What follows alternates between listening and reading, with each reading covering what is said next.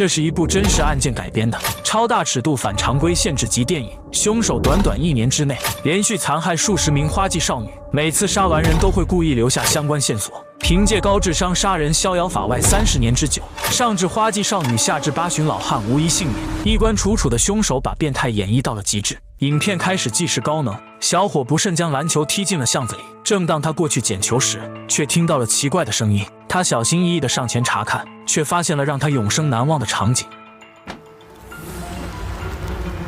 一位独居老人惨死家中，尸体已经出现高度腐败。警察很快封锁了现场，初步断定老人是自然死亡。可李警官察觉到，老头的死并没有那么简单。而在几天前，当地就出现过类似的命案，死者同样是位独居老人，临死前头部遭到钝器袭击，被人扔到了桥下。就在此时，人群中挤进了一位老头。곱게 집구석에서 뒤질 것이지. 老头名叫梁志超，两位死者都是他的租客。老梁是个视钱如命的人，每次都会提前催收房租。当有人拖欠房租时，他直接上门催租。在周围人的眼里，他是个尖酸刻薄的老头，可唯独对土司店的老板娘情有独钟。当天夜里，老梁像往常一样前来收租。老崔曾经是一名刑警，由于生活遇到了困难，迟迟交不上房租。在聊天中，老崔提到了最近发生的命案，两位死者和他是要好的朋友。他凭借敏锐的洞察力，觉得两位老头的死并不简单。每当周2到周4，教堂都会免费提供午餐。他们周2和周3都曾来过教堂，唯独周4两人缺席，很有可能周3的晚上就被人杀害。老崔怀疑凶手不是本地人就是外地人。除此之外，养狗的老韩也离奇失踪，这和30年前的连环杀人案如出一辙。按照规律，凶手接下来的目标很可能是单身女性。听完老崔的讲述，老梁不免有些担心，因为楼上就住着2位单身女性。在路过女孩家时，老梁偷听到了2人的对话。小美之所以拖欠房租，是把钱打给母亲治病。得知小美的困境，老梁也暂时放弃了催租。到了夜深人静时，老崔家的房门缓缓打开，他察觉到了异常，便起身前去关门。当老梁再次来到老崔家，却看到了毛骨悚然的一幕，老崔已经吊死在了门把手上。警察第一时间前来调查死因。2位义工提到，老梁曾为了催租上门要挟过老崔，一时间老梁陷入了舆论风波，众人纷纷议论是他逼死了老崔。사람 가려서 장사하고 아주 배때기가 풀렸네. 남의사 장사를 어떻게 하든마든 신경 끄시고. 老梁一夜之间成为了过街老鼠，只有小美相信老梁内心的善良。虽然他平时尖酸刻薄，但绝对不是坏人。即便有租客拖欠房租，他从来没有将任何人赶出去。为了自证清白，老梁打开了老崔的房门，可刚来到屋内，就遭到了陌生人偷袭。此人名叫老莫，是老崔之前的同事。他不相信老崔会自杀，因为老崔已经提前买好机票，准备和儿子团聚。为此，老莫怀疑老崔一定是被人谋杀。可一波未平，一波又起。小美像往常一样下班回到家，发现闺蜜一动不动地趴在马桶上。当她上前搀扶，发现闺蜜已经被残忍杀害。小美顿时被吓得不知所措，她慌乱地掏出手机准备报警。房间里的灯突然熄灭。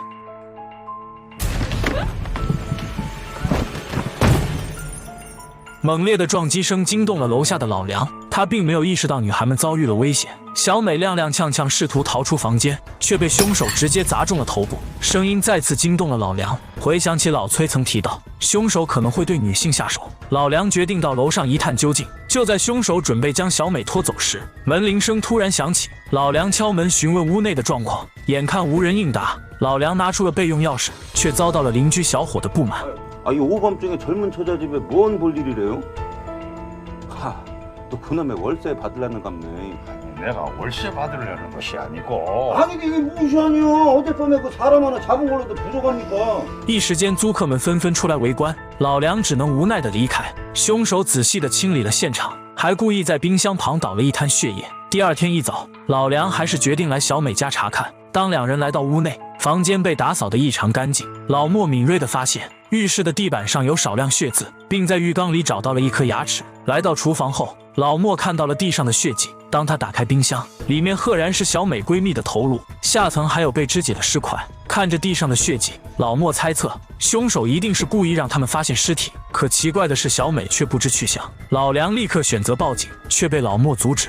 他认为凶手故意留下闺蜜的尸体，偏偏带走了小美，说明小美只是被绑架，一旦报警的话，小美也会被害。此时的小美正身处在昏暗的地下室，他们在老崔的车上找到了当年案件的调查资料，30年前的作案细节和现在如出一辙。当年只有一位受害者侥幸存活，她就是吐司店的老板娘，但由于心理创伤导致她患上了失忆，警方并没有从她身上得到有用的线索。老穆回忆起了当年的场景，当时老崔和队长正在执行任务，发现一个可疑人员转身离开，队长急忙下车追了上去，队长当场被刺身亡。此时的老莫买饭归来，却已经为时已晚。他曾亲眼看到过凶手的眼睛，他将老崔当年的调查日记递给了老梁，上面标记着所有可疑人员。根据作案时间判断，凶手现在的年龄至少在60岁左右。经过几天的排查，老莫锁定了一位医生，那是一位中医院长，不仅以好丈夫的角色照顾着瘫痪的妻子，还以好医生的身份每周进行免费诊疗。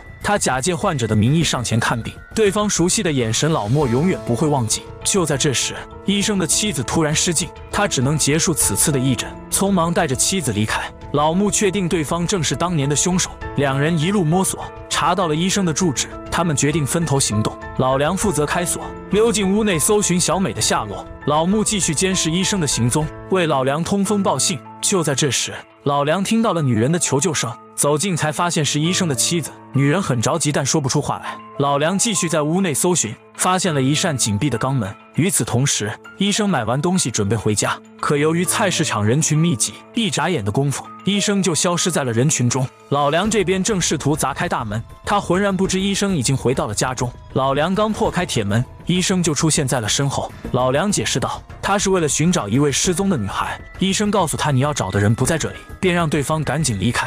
老梁察觉到不对劲，面对私闯民宅，医生却不报警，很明显里面藏着不为人知的秘密。就在两人争执的过程中，老莫及时赶来，他警告医生举起双手。老梁趁机打开了铁门，眼前的一幕让他当场震惊，里面种满了罂粟花，旁边还有一些半成品。医生急忙下跪，向两人解释，这些东西是为了缓解妻子的病痛，他祈求两人不要报警，否则妻子将无人照顾。但老莫坚信自己不会认错凶手，他让医生戴上口罩，再次确认对方的眼神。医生只能按要求照做。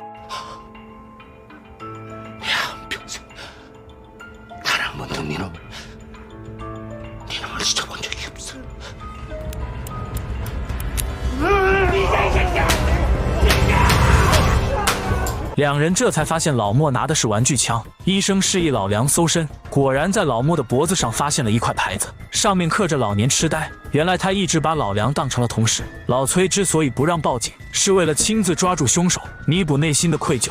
老梁回到家后，想起了老崔曾告诉他关于老韩失踪的事，决定连夜去老韩家查看。与此同时，李警官也在调查失踪的老韩，正驾车前往老韩家。老梁率先来到了老韩的住所，房间里一片狼藉。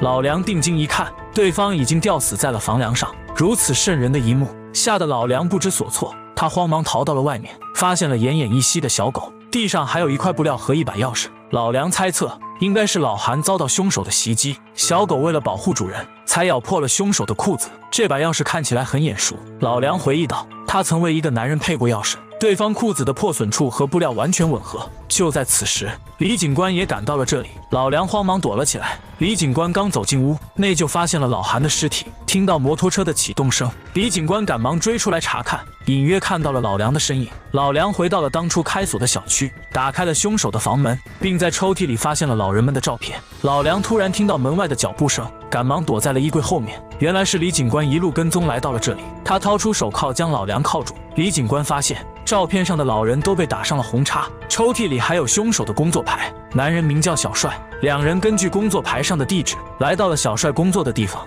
趁着李警官和工作人员搭讪，老梁独自搜寻凶手的下落。他来到了一处地下室，正好撞见了小帅。老梁询问他是否绑架了小美，却被对方直接撞倒在地。就在此时，李警官闻声赶来，可他根本不是小帅的对手。看到小帅逃走，老梁奋力追了上去。小帅庆幸自己摆脱了追击，可下一秒，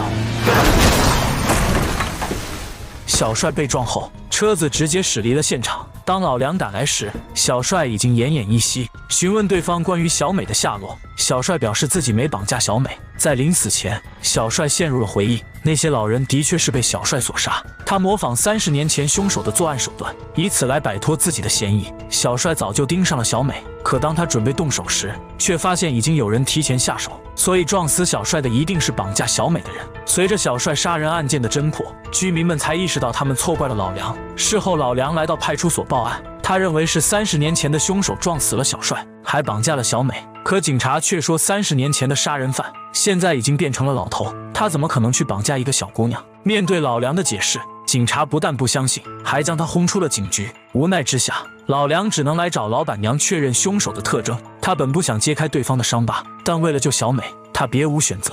老板娘并没有看清凶手的脸，只记得凶手身上散发着香味，并且比普通人多出1根手指，掌握了凶手的关键特征。老梁前来医院探望老莫，他时而清醒，时而糊涂，再次将老梁认成了同事老崔，但他仍然确定医生就是当年的凶手。老梁再次找到医生，他谎称身体不适，让医生帮他把脉。根据对方手指上的疤痕，确定了凶手的身份。医生眼看身份暴露，也不再伪装，他抄起家伙砸晕了老梁，然后将昏迷的老梁拖进了一间密室。小美奋力碰倒架子，将老梁惊吓。小美想说话，却发不出任何声音。就在这时，医生扛着瘫痪的妻子来到了密室。他告诉老梁，小美很快就会全身瘫痪，他将杀掉妻子，让小美取代妻子的位置。这个计划他已经谋划了很久。他之所以要撞死小帅，是因为小帅亲眼看到了他杀人的过程。就在医生准备肢解妻子时，还好老莫及时出现，他帮老梁解开了绳索，让他赶紧去救小美。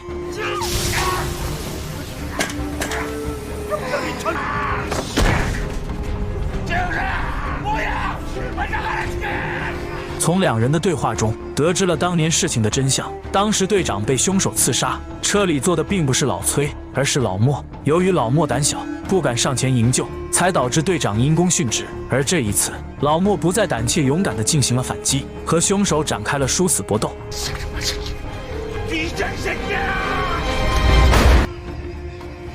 看着老莫中枪倒地，医生露出了邪恶的笑容。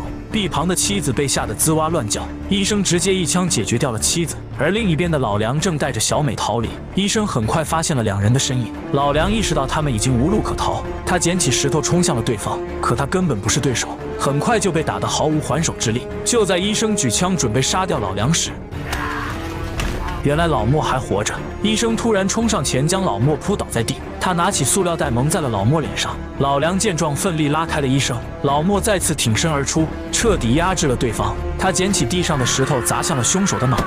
危急时刻，老梁及时拦住了老莫，一旦他失手将对方打死，自己也要承担法律后果。这一刻，老莫哭得像个孩子一样，压在他心里30年的石头终于被彻底放下。事后电视台播报了此次的案件，时隔30年，凶手终于被缉拿归案。在电影的结尾，老莫来到老崔的坟前，告诉他案件已经侦破，而医院里小美恢复了正常，在照顾受伤的老梁。吐司店的老板娘前来探望，电影也在他们的欢声笑语中结束。